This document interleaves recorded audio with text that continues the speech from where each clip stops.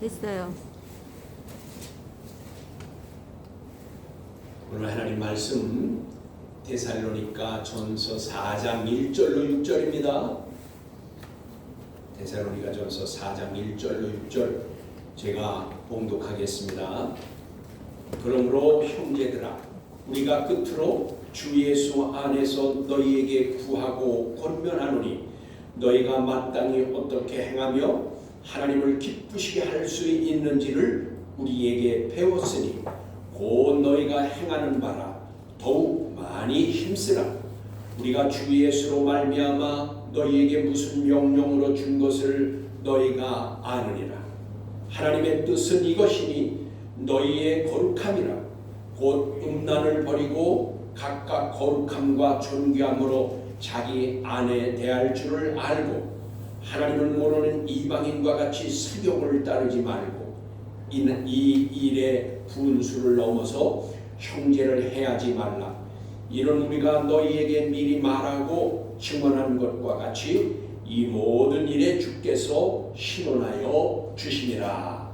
아멘. 1절로 6절까지 봉독했습니다. 영과 진리로 예배하여 하나님 아버지께서 받으시기에 합당한 예배가 되고 하나님의 임재하심을 체험하는 은총의 시간이 되기를 축원합니다. 오늘 말씀의 주제는 하나님을 기쁘시게 하십시오. 하나님을 기쁘시게 하십시오. 오늘부터 데살로니가 전서 4장을 강해합니다. 4장의 중요한 점은 하나님의 뜻대로 거룩하게 살라. 하나님의 뜻대로 거룩하게 살라.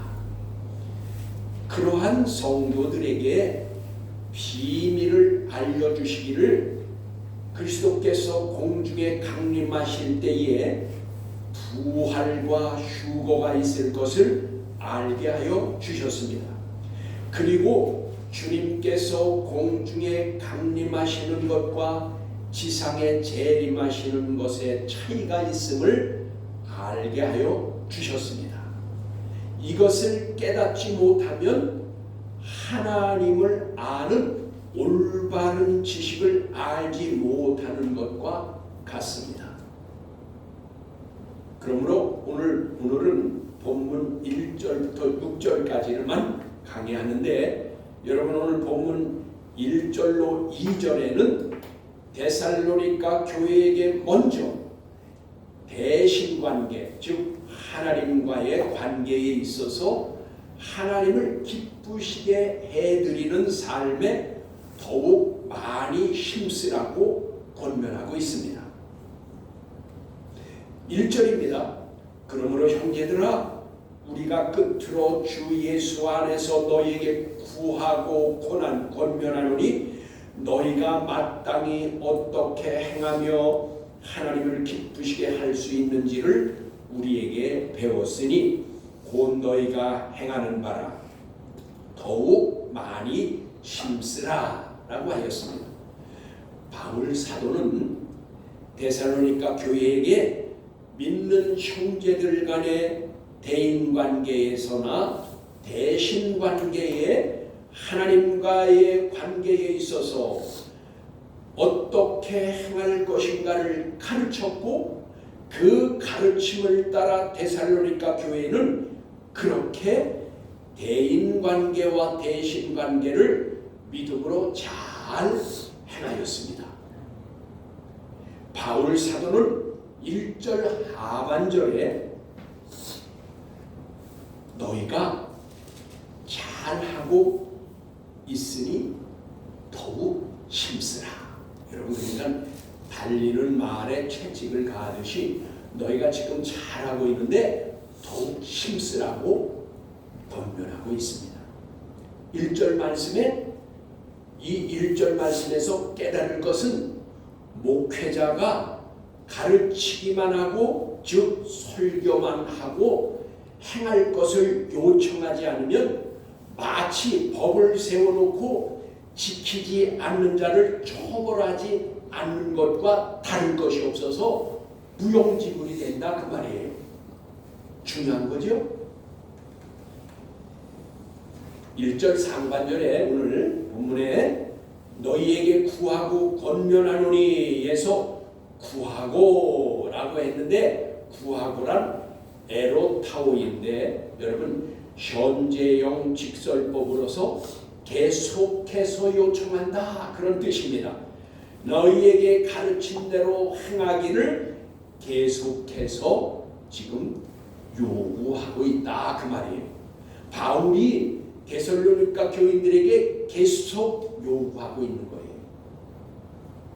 그러므로 목회자가 대인관계나 대신관계, 즉 믿음의 형제들 간에나 하나님과의 관계에 대해서 올바로 가르치는 것과 함께 가르치는 것, 즉 형제를 사랑하고 하나님을 기쁘시게 해드릴 것을 계속해서 요청하고 권면해야 하는 것을 알게 하는 겁니다. 여러분 그래서 목회자는 가르치고 증거하고 설교할 뿐 아니라 그것을 말씀대로 살아갈 것을 요청하고 요구해야 된다 그 말이에요.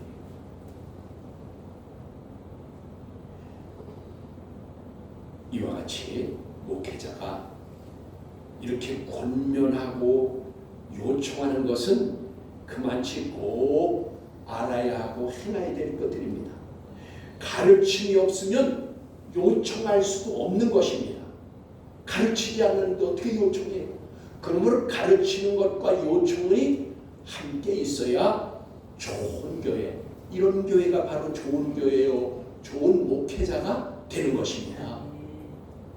교회가 중점을 두고 설교하거나 가르쳐야 할 것은 1절 중반절에 있는 것과 같이 하나님을 기쁘시게 할 수 있는지를 그렇게 했는데 하나님을 기쁘시게 하는 것이 가장 먼저인 것을 가르쳐야 된다는 것이에요.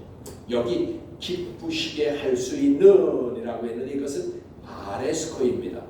이건 뭐냐면 현재 부정사로서 기쁘시게 하려고 애쓴다 그 말이에요. 그러니까 여러분 이것은 무슨 말씀입니까? 그렇습니다. 저와 여러분은 어떻게 해서든지 하나님을 기쁘시게 해드리려고 애써야 한다는 것이에요. 힘쓰고 애씀이 없는데 어찌 원하는 것을 여러분 얻을 수 있겠습니까?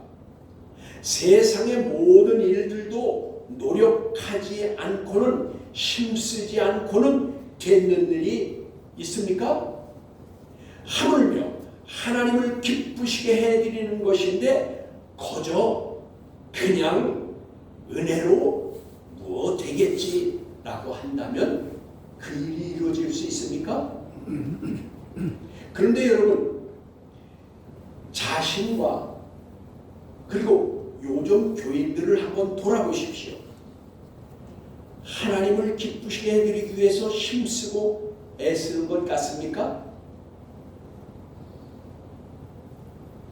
솔직히 저의 눈에는 목회자들이나 교인들이 다 자기에게 맞춰달라고만 하는 것 같아요. 자기를 높여주기를 원하고 자기를 알아주기를 원하고 자기는 조금 더 희생하지 않고 남이 섬겨주기만을 바라고 듣기 좋은 말만 해주기를 원하고 위로해주는 말만 좋아하고 잘 된다고 우리만 좋아하고 하나님을 섬기고 하나님을 기쁘시게 해드리기는커녕 자신을 중심으로서 이루어지기를 바라고 있는 것 같지 않냐 그 말이에요. 이와 같이 목회자나 교인들이 사람 중심으로 가다가 보니까 오늘날 교회나 목회자들이 속화되어자고 하고 있는 것이 눈에 보이는 것 같아서 마음이 상할 때가 많이 있습니다.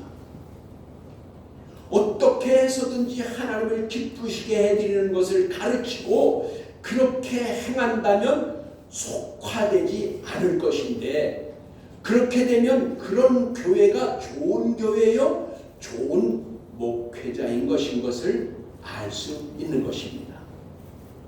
하나님께서 약속하신 대로 칭찬과 복을 받게 될 것입니다. 이와 같이 믿음의 생활하는 동안에 하나님을 기쁘시게 드리는 삶을 몸으로 행하지 아니하면 하나님 나라에 가서 몸으로 행한 대로 심판대 앞에 섰을 때에 상을 받는 대신에 부끄러움을 받게 된다고 고린도 후서 5장 9절로 10절에 말씀해 주셨습니다. 거기 이렇게 말씀합니다.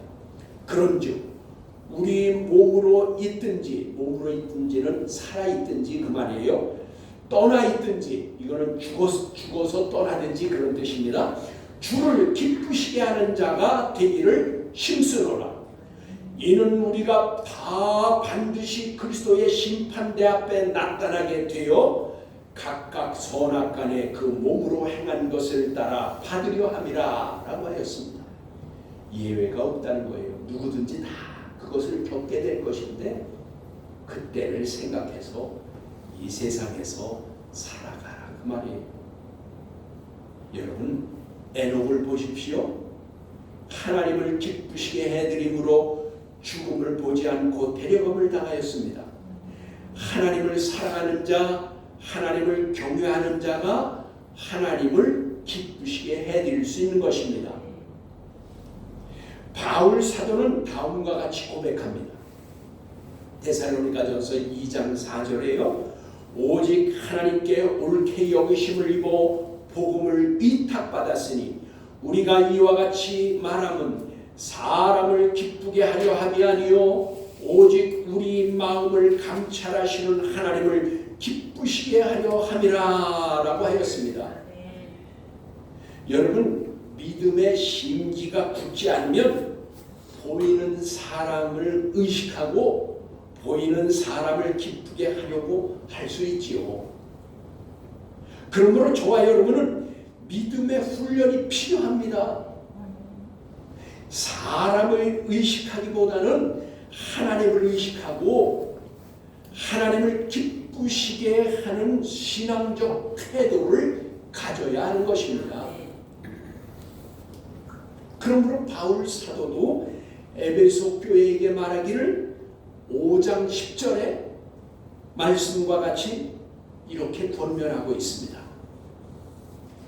주를 기쁘시게 할 것이 무엇인가 시험하여 보라고 하고 있습니다. 어떻게 하면 주를 기쁘시게 할 건가 시험해 보라는 거예요. 그렇습니다. 저와 여러분이 많이 애송하는 성경 구절이 있죠. 히브리서 11장 6절인데 그러므로 믿음의 행함이 없이는 하나님을 기쁘시게 못하나니 왜냐하면 하나님께 나아가는 자는 그가 살아계신 것과 또한 그가 자기를 찾는 자들에게 상 주시는 이심을 믿어야 할지니라 하였습니다. 이 말씀은 믿음이 아니고는 하나님을 기쁘시게 할 수가 없고 행함이란 믿음의 표현이자 열매인 것입니다. 데살로니가 교회는 배운 대로 행하여서 하나님을 기쁘시게 해드렸고 그리고 좋은 교회가 되었습니다. 그러한 그들에게 바울 사도는 권면합니다. 너희가 행하고 있는 것처럼 더욱 많이 힘쓰라 하였습니다. 더욱 많이 힘쓰라는 것은 원문의 충실한 번역으로 하면 믿는 자로서 마땅히 행할 것과 또한 하나님을 기쁘시게 할 일은 계속하여 더욱 넘치게 하라라는 뜻입니다. 우리말로는 간단하게 더욱 많이 힘쓰라라고 하였지만 원문을 직역하면 그 충실한 번역으로 믿는 자로서 마땅히 행할 것과 또한 하나님을 기쁘시게 할 일은 계속하여 더욱 넘치게 하라 그런 뜻이에요. 본문 2절에 이렇게 말씀하십니다. 우리가 주 예수로 말미암아 너희에게 무슨 명령을 준 것을 너희가 아느니라 하였습니다.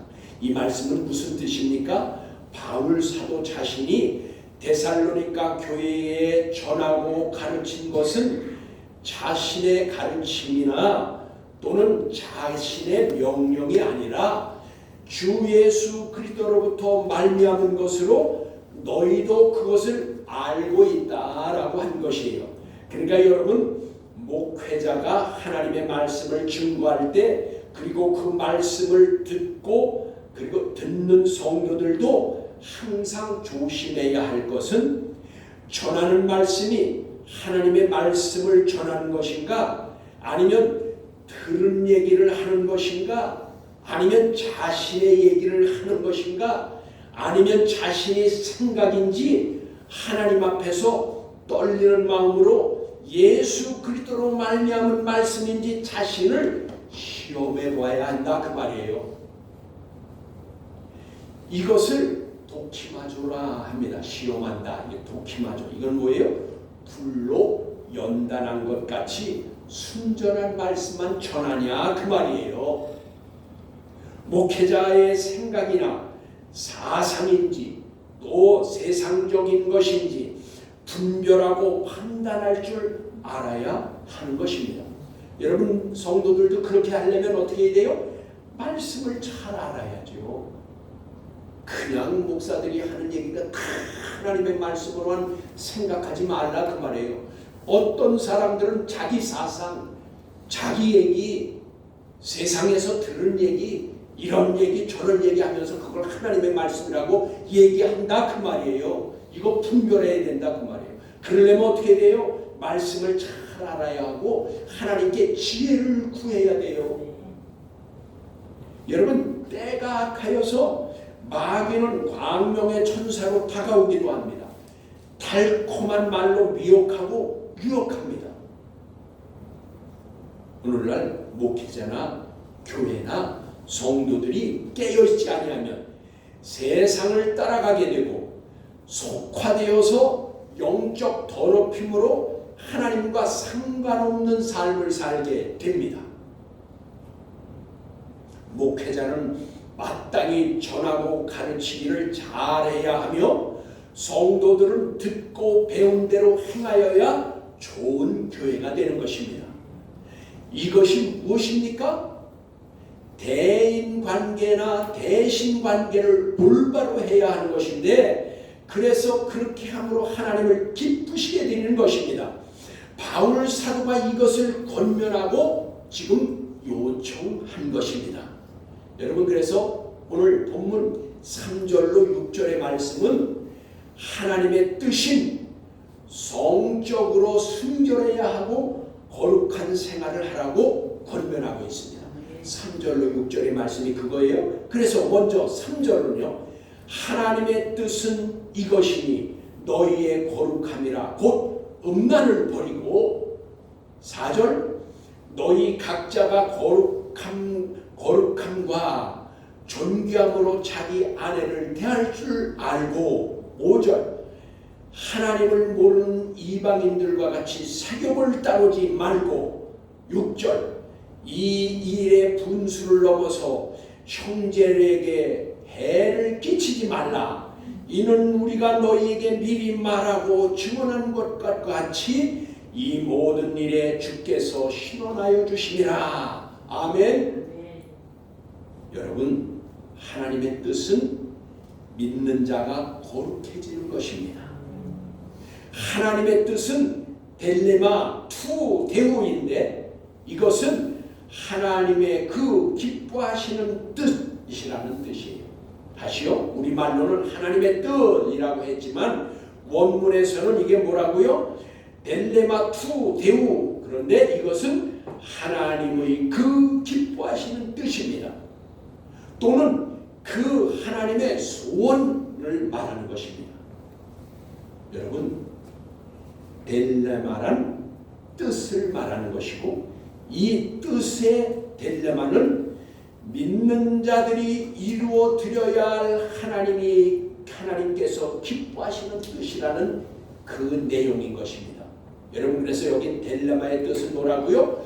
우리가 하나님께 이루어 드려야 할 하나님의 기쁘신 뜻을 말하는 거예요. 이것을 이제 하나님께서 우리에게 소원을 두고 이루시기를 원하신다 그 말이에요. 그러니까 하나님도 우리에게 소원을 가지고 계시는데 우리가 하나님의 뜻을 기뻐하시는 뜻을 이루어드기를 원한다 그 말이에요. 하나님의 뜻은 저와 여러분이 거룩함이라고 하였습니다. 저와 여러분이 거룩해지는 것이 하나님의 뜻이라고 했습니다. 여기 거룩함이란 하기오스인데 거룩하다, 성화하다, 성결하다 그런 뜻입니다. 그래서 여기에서 이게 앞뒤에 나오는 말씀을 보니까 이것은 부부와 음란이라는 그 말씀이 있어서 이것은 뭐냐? 부부간의 성적인 순결을 의미하는 것입니다. 여러분, 하나님께서는요 믿는 자들이 성적으로 거룩해야 한다고 말씀하십니다. 믿는 신자가 성적으로 거룩하려면 음란을 버려야 합니다. 여러분, 음란을 버리지 않으면 부부간에 성적으로 순결해질 수가 없기 때문인 것입니다. 여러분, 3절 끝에 음란을 버리고 라고 하였습니다. 여기 음란을 멀리하라는 뜻입니다. 음란이란 포르네이아인데 이것은 포르노와 같은 뜻입니다. 그러니까 매음 행위, 타락한 행위를 말하는 겁니다. 여러분, 부부간의 거룩함이란 부부가 아닌 자와 성적 행위를 하는 것은 음란한 것으로 타락한 행위인 것입니다. 믿는 자가 음란하거나 간음을 하면 심판의 대상이 되는 것입니다. 히브리서 13장 4절입니다. 모든 사람들은 결혼을 귀히 여기고 침소를 더럽히지 않게 하라. 음행하는 자들과 간음하는 자들을 하나님이 심판하시리라 라고 하셨습니다. 여러분, 그러면 이런 질문을 할 수 있겠죠? 아니 목사님, 그럼 이전에 알지 못하고 간음하고 음란한 짓을 했으면 그 죄를 지었으면 심판받아야 하나요? 라고 물을 수가 있습니다. 그것은 이렇습니다. 여러분, 모든 죄는 회개하지 않을 때 그렇게 심판받게 됩니다. 그러나 내가 알지 못하고 예전에 음란한 짓을 하고 또 음행을 하였으면 회개하면 용서받습니다. 그러면 또 이렇게 물어봅니다. 아니 그러면 목사님, 음행을 계속하며 지내다가 나중에 회개만 될 거 아니에요? 라고 그렇게 물을 수 있어요? 여러분, 그러면 그것은 죄악입니다. 왜요? 말씀과 성령으로 알지 못할 때는 모르지만 알고도 그렇게 하면 그것은 죄악, 더 악한 것입니다. 다윗이 하나님께 징계를 받은 것이 바로 그것 때문이에요. 어떻게 해요? 우리아의 아내를 범한 것이 죄악이라서 하나님께서 징계를 함으로 그 자식을 데려갔다는 말이에요. 이거는 죄악이에요. 더 나쁜 거예요. 알지 못하고 했을 때는 내가 회개하면 용서받는데 안 다음에 그거를 내가 계속하다가 그러면 나중에 회개해야 되겠다 이렇게 하면 그건 악한 마음, 죄악이라서 더 용서받을 그건 심판의 대상이다. 여러분, 로마서 6장 15절을 보시면 잘 알 수 있습니다. 거기에 그런즉 어찌하리요? 우리가 율법 아래 있지 아니하고 은혜 아래 있으니 죄를 지으리요? 그럴 수 없느니라. 이렇게 말씀하시잖아요. 여러분, 은혜 아래 있다는 것은 뭐예요? 예수 그리스도의 이름으로 회개하면 용서받을 수 있다고 해서 그것을 믿고 계속 죄를 짓느냐? 그럴 수 없다는 것입니다.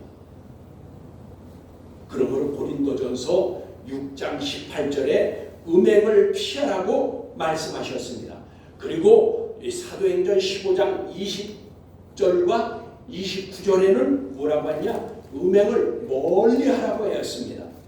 성적 타락은 영적 더럽힘이 되어서 그 사람의 영혼이 죽게 되는 것입니다. 아니, 정확하게 말씀드리면 네크로스, 죽은 것과 같이 된다 그 말이에요.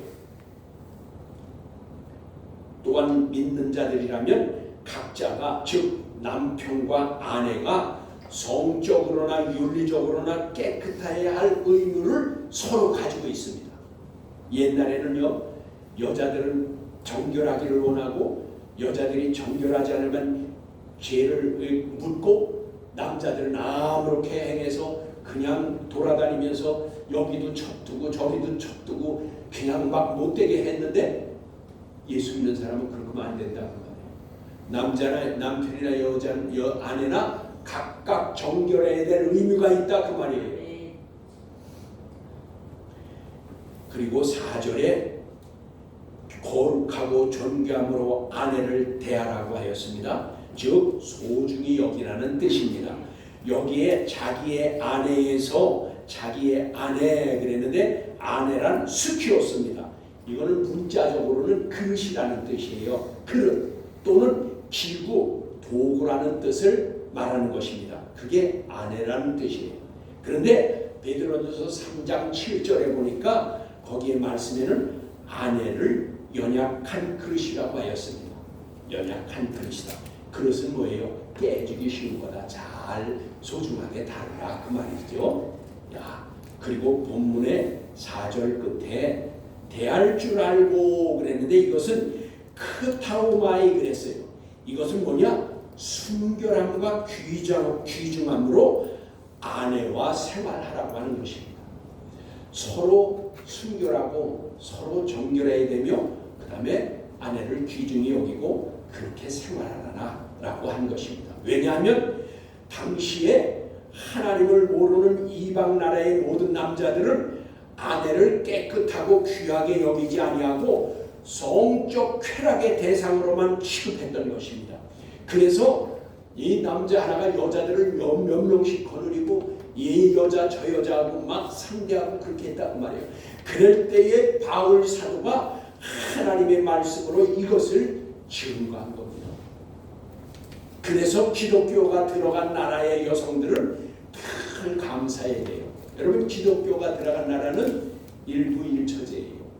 여러분 이슬람은 뭐예요? 공식적으로 여자 넷을 얻을 수가 있어요. 아내를 넷을 둘 수가 있어요. 그리고 부자들은요 여자가 10명, 20명 돼요. 기독교는 일부일처제예요. 그런데 요즘 세상은요 바뀌어서 뭐예요? 은퇴한 남자들은요 이사 갈 때 세탁기 안에 들어가 있다고 그러죠. 세탁기는 버리지 않고 가져가잖아요. 남편은 버릴까봐 이사 가면은 세탁기 안에 들어가 있다고 그러잖아요. 5절입니다. 믿는 자들은 하나님을 모르는 이방인과 같이 세욕을 따르지 말라고 하였습니다. 믿는 자들이라고 해서 다 하나님의 뜻대로 하는 것이 행하는 것이 아니다 그 말이에요. 여러분 데살로니가 교회가 좋은 교회요, 좋은 교인들이라고 하였죠. 그런데 바울 사도의 이러한 권면은 왜 했을까요? 데살로니가 교회에도 이러한 음행이 있었던 것을 알 수가 있습니다. 고린도 교회에도 그런 일이 여러분 있었습니다. 세욕이라고 그랬는데 이거는 파도스입니다. 다시 말하면 욕정을 말하는 거예요. 그러면 오늘날의 교회들은 어떨까요? 여러분 웃자고 하는 소리인지는 모르지만 교인 중에 애인 없는 사람이 어디 있냐고 말하는 거 들어봤나요? 여러분 오늘의 세태를 말하는 것 같아서 참으로 속상합니다. 음란하고 음행하는 것은 믿지 않는 자들의 타락한 행위입니다.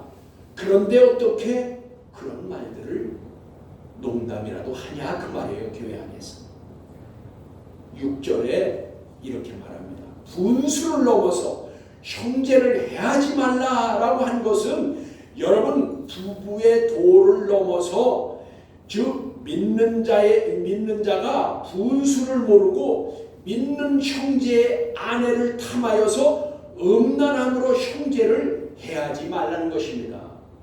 여러분 6절이 좀 오하게 번역을 해놨는데 그 뜻이에요. 교회 안에서 아까 요즘은 애인 없다고 그렇게 얘기했죠. 이 말이 바로 그 말이에요. 6절에 믿는 자가 부부의 도를 넘어서 믿는 형제의 아내를 탐해가지고 여기서 음란한 짓을 한다 그 말이에요. 이거 하지 말라는 거예요. 지금 만일 만일 그렇게 하면 미리 알게 하고 증언한 것 같이 그 모든 일에 주께서 너를 신원하여 주실 것이라 라고 했는데, 여기 신원하여 라는 것은 에크디코스입니다. 뭐예요? 복수한다, 처벌한다 그 말이에요. 우리말로 신원하여 준다고 해서 애매모호하겠는데 나는 왜 번역을 이렇게 했는지 몰라요.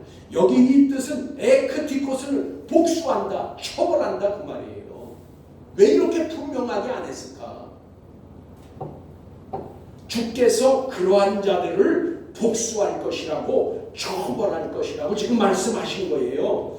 데살로니가 교회가 참 좋은 교회로 하나님과의 관계에 있어서 흠이 없는 교회였고, 형제 사랑과 희생과 믿음의 인내로 환난과 고난 중에서도 하나님을 기쁘시게 하는 교회였으나, 일부 교인들이 부부간의 정결과 거룩함을 지키지 못하고 세욕으로 타락한 일들이 있었던 것을 바울 사도가 강력하게 지금 경고하고 있는 겁니다.